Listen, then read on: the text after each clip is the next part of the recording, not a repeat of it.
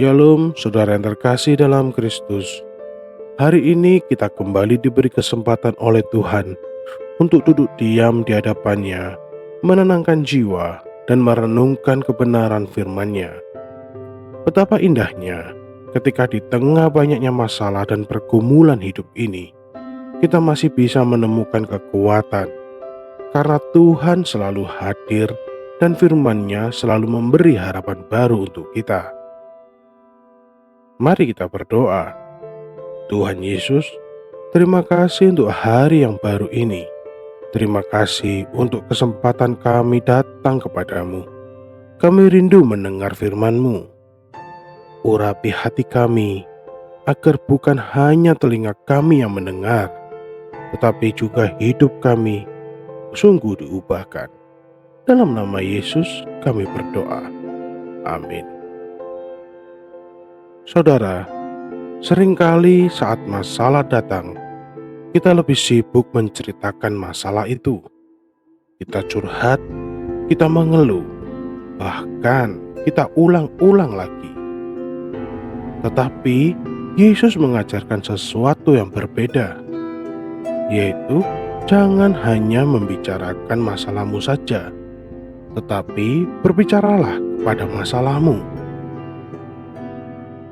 Mari kita buka firman Tuhan dari Markus pasal 11 ayat yang ke-23.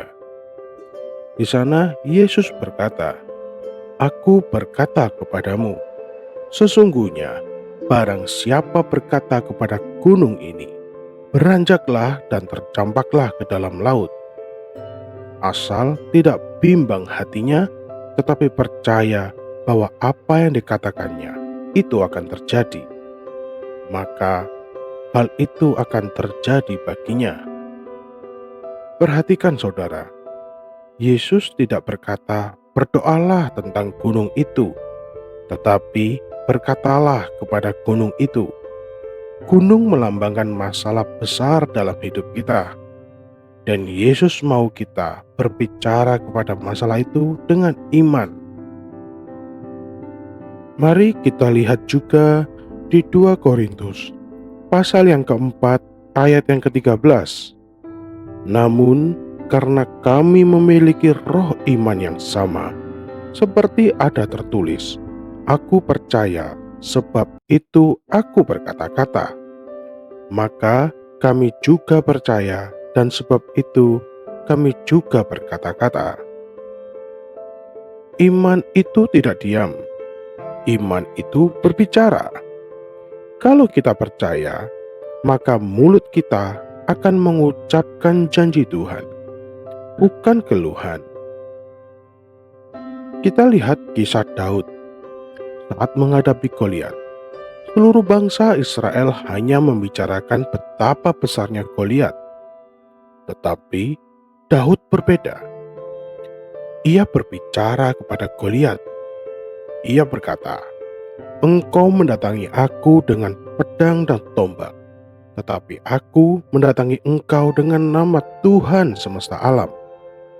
Dan benar, Goliat tumbang, bukan karena kekuatan Daud, tetapi karena iman yang diucapkannya. Saudara, bagaimana dengan kita?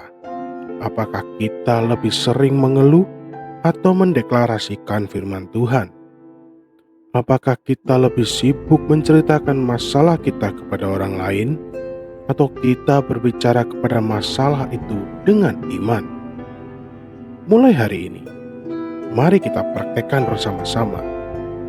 Kalau sakit datang, katakan, "Oleh bilur-bilur Yesus, aku telah sembuh."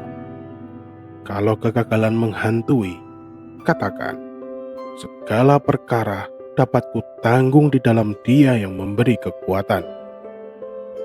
Kalau ketakutan menekan, katakan, "Jika Allah di pihakku, siapa lawanku?" Bayangkan, kalau setiap hari kita berbicara kepada masalah dengan iman, hidup kita akan penuh dengan pengharapan. Masalah mungkin tidak langsung hilang begitu saja, tetapi hati kita akan berubah dari takut menjadi berani, dari tertekan menjadi percaya, dan dari pasif akan menjadi aktif dalam iman. Mari kita berdoa. Tuhan Yesus, ajari kami untuk tidak hanya berbicara masalah kami saja, tetapi untuk berbicara kepada masalah itu dengan iman. Berikan kami lidah yang dikuatkan dengan firman-Mu, dan hati yang percaya kepada janji-janji firman-Mu. Kami percaya Engkau lebih besar dari setiap gunung dalam hidup kami. Dalam nama Yesus, kami berdoa. Amin. Saudara yang dikasihi Tuhan, ingatlah ini. Masalah bukan untuk ditakuti, tetapi untuk dihadapi dengan iman. Gunakan mulutmu bukan untuk memperbesar masalah, tetapi untuk mendeklarasikan kuasa Tuhan. Hari ini, mari kita ambil langkah iman. Jangan hanya berbicara tentang masalah kita, tetapi mulailah berbicara kepada masalah itu dengan iman di dalam nama Tuhan Yesus Kristus kita.